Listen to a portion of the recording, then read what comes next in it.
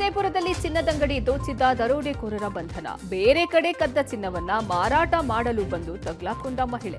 ಚಿಕ್ಕಮಗಳೂರಿನಲ್ಲಿ ಹಿಂದೂ ಮನೆಗೆ ಕಲ್ಲೆಸೆತ ಪ್ರಕರಣ ಸಂಬಂಧ ಇಬ್ಬರ ಬಂಧನ. ರಾಯಚೂರಿನ ದೇವದುರ್ಗದಲ್ಲಿ ಗಾಳಿಯಲ್ಲಿ ಗುಂಡು ಹಾರಿಸಿದ್ದ ಯುವಕರ ವಿರುದ್ಧ ಪ್ರಕರಣ ದಾಖಲು. ಈ ಎಲ್ಲ ಮಾಹಿತಿಯನ್ನ ನೋಡ್ತಾ ಹೋಗೋಣ ಕರ್ನಾಟಕ ಟಾಪ್ 20ಯಲ್ಲಿ.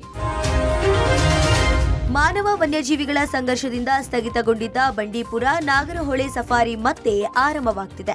ಸದ್ಯಕ್ಕೆ 50% ಸಫಾರಿ ಪ್ರಾರಂಭಕ್ಕೆ ಸರ್ಕಾರ ತೀರ್ಮಾನ ಮಾಡಿದೆ. ಪೂರ್ತಿ ವರದಿ ಬಂದ ಬಳಿಕ ಪೂರ್ಣ ಪ್ರಮಾಣದ ಅನುಮತಿ ಬಗ್ಗೆ ನಿರ್ಧಾರ ಮಾಡ್ತೀವಿ ಅಂತ ಸಚಿವ ಈಶ್ವರ್ ಖಂಡ್ರೆ ಹೇಳಿದ್ರು. ಇದೀಗ ಬಂಡೀಪುರ ನಾಗರಹೊಳೆಯಲ್ಲಿ ಸಫಾರಿಗೆ ಮರುಚಾಲನೆ ಹಿನ್ನೆಲೆ ರಾಜ್ಯ ಸರ್ಕಾರದ ಆದೇಶದ ವಿರುದ್ಧ ರೈತ ಮುಖಂಡರು ರೊಚ್ಚಿಗೆದ್ದಿದ್ದಾರೆ. ಕರ್ನಾಟಕ ರಾಜ್ಯ ಕಬ್ಬು ಬೆಳೆಗಾರರ ಸಂಘ, ಕರ್ನಾಟಕ ರಾಜ್ಯ ರೈತ ಸಂಘ ಒಟ್ಟಾಗಿ ಪ್ರತಿಭಟನೆ ನಡೆಸಿದ್ದಾರೆ. ಮೈಸೂರಿನ ಅರಣ್ಯ ಭವನಕ್ಕೆ ಮುತ್ತಿಗೆ ಹಾಕಲು ಯತ್ನಿಸಿದ್ದಾರೆ. ಈ ವೇಳೆ ಪ್ರತಿಭಟನಾಕಾರರನ್ನ ಪೊಲೀಸರು ತಡೆ ಒಡ್ಡಿದ್ರು. ಕೆಲಕಾಲ ಪ್ರತಿಭಟನಾಕಾರರು ಪೊಲೀಸರ ನಡುವೆ ವಾಗ್ವಾದ ಏರ್ಪಟ್ಟಿತ್ತು. ರಾಯಚೂರು ಜಿಲ್ಲಾ ಪ್ರವಾಸದಲ್ಲಿದ್ದ ರಾಜನಹಳ್ಳಿ ವಾಲ್ಮೀಕಿ ಗುರುಪೀಠದ ಜಗದ್ಗುರು ಡಾಕ್ಟರ್ ವಾಲ್ಮೀಕಿ ಪ್ರಸನ್ನಾನಂದಪುರಿ ಸ್ವಾಮೀಜಿಗೆ ಲಘು ಹೃದಯಾಘಾತ ಆಗಿದ್ದು ಆಸ್ಪತ್ರೆಗೆ ದಾಖಲಿಸಲಾಗಿದೆ.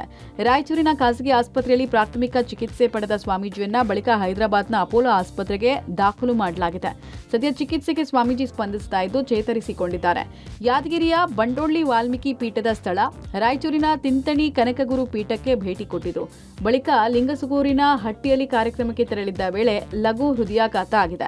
ಬೆಳಗ್ಗೆ ಲವಲವಿಕೆಯಿಂದ ಓಡಾಡಿಕೊಂಡಿದ್ದ ಸ್ವಾಮೀಜಿಗೆ ರಾತ್ರಿ ವೇಳೆ ಎದೆ ನೋವು ಕಾಣಿಸಿಕೊಂಡಿದೆ.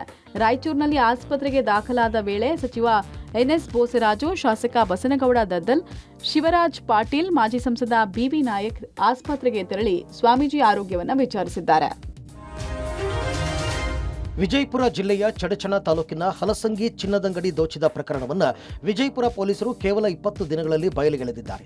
ಜಿಲ್ಲೆಯ ಚಡಚಣ ತಾಲೂಕಿನ ಹಲಸಂಗಿ ಗ್ರಾಮದ ಭೂಮಿಕಾ ಜ್ಯುವೆಲರಿಯಲ್ಲಿ ದರೋಡೆ ನಡೆದಿತ್ತು. ಪಿಸ್ತೂಲ್ ತೋರಿಸಿ ಕಳ್ಳರು ದರೋಡೆ ಮಾಡಿದರು. ಸದ್ಯ ಮಹಾರಾಷ್ಟ್ರದ ಹಣಮಂತ ಶಿವರಾಜ್ ನಾವಿಯನ್ನ ಪೊಲೀಸರು ಪುಣೆಯಲ್ಲಿ ಬಂಧಿಸಿದ್ದಾರೆ. ಬಂಧಿತರಿಂದ 3 ಕಂಟ್ರಿ ಮೇಡ್ ಪಿಸ್ತೂಲು, 1 ಏರ್ಗನ್, 26 ಜೀವಂತ ಗುಂಡುಗಳು, 1 ಬೈಕ್, 200 ಗ್ರಾಂ ಚಿನ್ನ, 1 ಕೆಜಿ ಬೆಳ್ಳಿ ವಶಕ್ಕೆ ಪಡೆಯಲಾಗಿದೆ.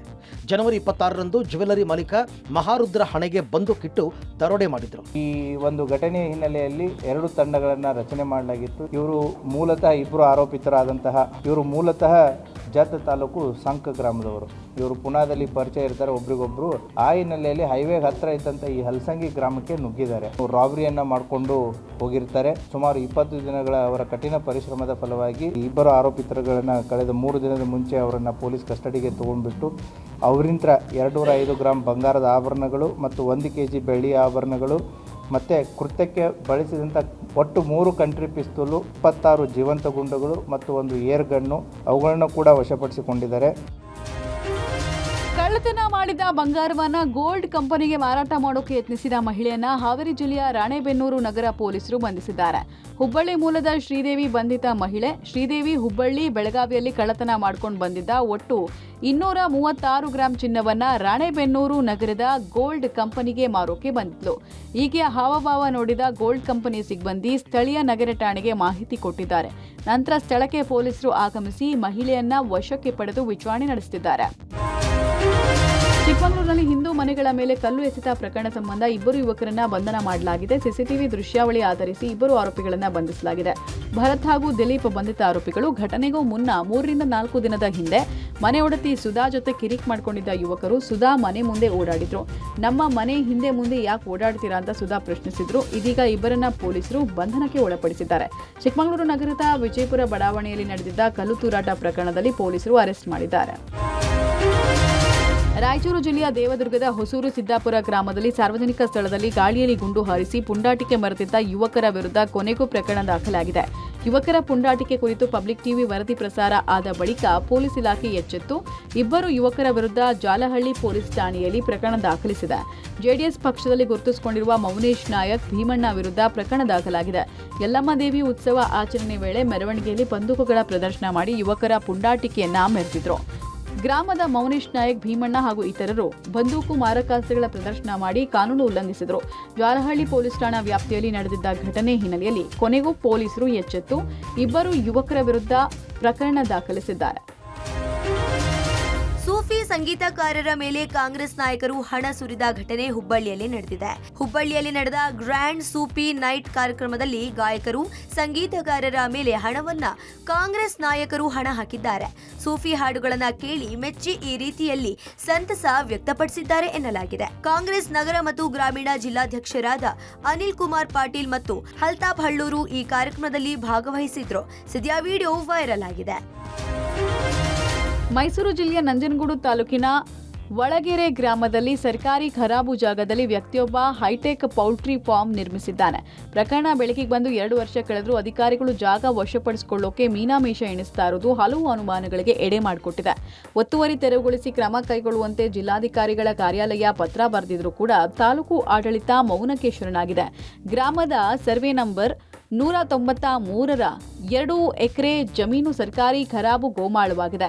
ಈ ಜಮೀನಿಗೆ ಮಂಡ್ಯ ಮೂಲದ ವ್ಯಕ್ತಿ ಅಕ್ರಮವಾಗಿ ಅತಿಕ್ರಮ ಪ್ರವೇಶ ಮಾಡಿ ಹೈಟೆಕ್ ಪೌಲ್ಟ್ರಿ ಫಾರ್ಮ್, 3 ವಾಸದ ಮನೆ, 1 ವಾಟರ್ ಟ್ಯಾಂಕ್ ನಿರ್ಮಾಣ ಮಾಡಿದ್ದಾನೆ. ಒತ್ತುವರಿ ಸ್ಥಳ ತೆರವುಗೊಳಿಸುವಂತೆ ಜಿಲ್ಲಾಧಿಕಾರಿಗಳಿಂದ ತಾಲೂಕು ಆಡಳಿತಕ್ಕೆ ಸೂಚನೆ ಬಂದಿದೆ. ಆದರೂ ತಮ್ಮ ಆಸ್ತಿಯನ್ನು ರಕ್ಷಿಸಿಕೊಳ್ಳೋಕೆ ನಂಜನಗೂಡು ತಾಲೂಕು ಆಡಳಿತ ಆಸಕ್ತಿಯನ್ನು ತೋರಿಸ್ತಾ ಇಲ್ಲ. ಯಾವುದೇ ಕ್ರಮ ಕೈಗೊಂಡಿಲ್ಲ. ತಾಲೂಕು ಆಡಳಿತದ ನಡೆ ಹಿಂದೆ ಭಾರೀ ಅನುಮಾನ ಮೂಡಿದೆ. ಅವಧಿ ಮೀರಿದ ಪದಾರ್ಥಗಳ ಮಾರಾಟ ಮಾಡುತ್ತಿದ್ದಾರೆ ಎಂಬ ಆರೋಪ ಚಿತ್ರದುರ್ಗ ಜಿಲ್ಲೆಯ ಚಳ್ಳಕೆರೆ ನಗರದ ಮೆಟ್ರೋ ಫೋರ್ಟ್ ಸೂಪರ್ ಮಾರ್ಕೆಟ್ ವಿರುದ್ಧ ಕೇಳಿಬಂದಿದೆ. ಚಳ್ಳಕೆರೆ ಮುಖ್ಯ ರಸ್ತೆಯಲ್ಲಿರುವ ಸೂಪರ್ ಮಾರ್ಕೆಟ್ನಲ್ಲಿ ನಿನ್ನೆ ದಿನಬಳಕೆಯ ಪದಾರ್ಥಗಳನ್ನು ಖರೀದಿಸೋಕೆ ಗ್ರಾಹಕರೊಬ್ಬರು ಬಂದಿದ್ರು. ಆಗ ಸಾಮಗ್ರಿ ಖರೀದಿಸುವ ಮೊದಲು ಅದರ ಮೇಲಿನ ಉತ್ಪಾದನೆ ಮತ್ತು ಅವಧಿಯ ದಿನಾಂಕವನ್ನು ಪರಿಶೀಲಿಸಿದ್ರು. ಈ ವೇಳೆ ಪ್ಯಾಕೆಟ್ ಮೇಲಿನ ದಿನಾಂಕದ ಲೇಬಲ್ ತಿರುಚಿದ್ದು ಗಮನಕ್ಕೆ ಬಂದಿದೆ. ಅಲ್ಲದೆ ಪ್ಯಾಕೆಟ್ ಮೇಲಿನ ದಿನಾಂಕವನ್ನ ಮರೆಮಾಚಿ ಮಾರಿದ್ದು, 1 ವರ್ಷಕ್ಕೂ ಮೊದಲೇ ಅವಧಿ ಮುಗಿದಿರುವ ಸಾಮಗ್ರಿಗಳನ್ನ ಗ್ರಾಹಕರಿಗೆ ಮಾರಾಟ ಮಾಡುವ ವಂಚನೆ ಮಾಡಲಾಗಿದೆ. ಹೀಗಾಗಿ ಆಕ್ರೋಶಗೊಂಡ ಗ್ರಾಹಕರು ಸ್ಥಳದಲ್ಲಿದ್ದ ಸೂಪರ್ ಮಾರ್ಕೆಟ್ ಸಿಬ್ಬಂದಿಗೆ ತರಾಟೆಗೆ ತೆಗೆದುಕೊಂಡಿದ್ದಾರೆ.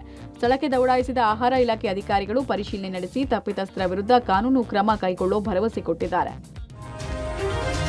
ಉತ್ತರ ಕನ್ನಡ ಜಿಲ್ಲೆಯ ಅಂಕೋಲಾ ತಾಲೂಕಿನ ರಾಷ್ಟ್ರೀಯ ಹೆದ್ದಾರಿ 52ರ ಸುಂಕಸಾಳ ಬಳಿ 2 ಖಾಸಗಿ ಬಸ್ ಹಾಗೂ ಲಾರಿ ನಡುವೆ ಸರಣಿ ಅಪಘಾತ ನಡೆದಿದೆ. ಅಪಘಾತದಲ್ಲಿ ವಿದೇಶಿ ಪ್ರಜೆಗಳು ಸೇರಿ ಒಟ್ಟು 24 ಪ್ರಯಾಣಿಕರಿಗೆ ಗಾಯಗಳಾಗಿದ್ದು 8 ಪ್ರಯಾಣಿಕರಿಗೆ ಗಂಭೀರ ಗಾಯ ಆಗಿದೆ. ಮಂಗಳೂರಿನಿಂದ ಹುಬ್ಬಳ್ಳಿ ಕಡೆ ಹೊರಟಿದ್ದ ಲಾರಿ ಬೆಂಗಳೂರಿನಿಂದ ಗೋವಾ ತೆರಳುತ್ತಾ ಇದ್ದ 2 ಬಸ್ಗಳಿಗೆ ಡಿಕ್ಕಿಯಾಗಿದೆ. ಲಾರಿ ಮೊದಲು ಸೀಬರ್ಡ್ ಬಸ್ಗೆ ಮುಖಾಮುಖಿ ಡಿಕ್ಕಿಯಾಗಿದೆ. ನಂತರ ಹಿಂಬದಿಯಿಂದ ಸೀಬರ್ಡ್ ಬಸ್ಗೆ ಗಣೇಶ್ ಟ್ರಾವೆಲ್ಸ್ ಬಸ್ ಡಿಕ್ಕಿಯಾಗಿ ಅಪಘಾತ ಸಂಭವಿಸಿದೆ. ಅಪಘಾತದಲ್ಲಿ ಲಾರಿ ಪಲ್ಟಿಯಾಗಿದ್ದು ಲಾರಿ ಚಾಲಕನ ಕಾಲಿಗೆ ಗಂಭೀರ ಗಾಯ ಆಗಿದೆ. ಹಂಪಿಯಿಂದ ಗೋವಾಕ್ಕೆ ತೆರಳುತ್ತಾ ಇದ್ದ 12 ವಿದೇಶಿ ಪ್ರಯಾಣಿಕರಿಗೆ ಗಾಯಗಳಾಗಿದ್ದು ಗಾಯಾಳುಗಳನ್ನು ಅಂಕೋಲಾ ಹಾಗೂ ಕಾರವಾರದ ಸರ್ಕಾರಿ ಆಸ್ಪತ್ರೆಗೆ ರವಾನೆ ಮಾಡಲಾಗಿದೆ.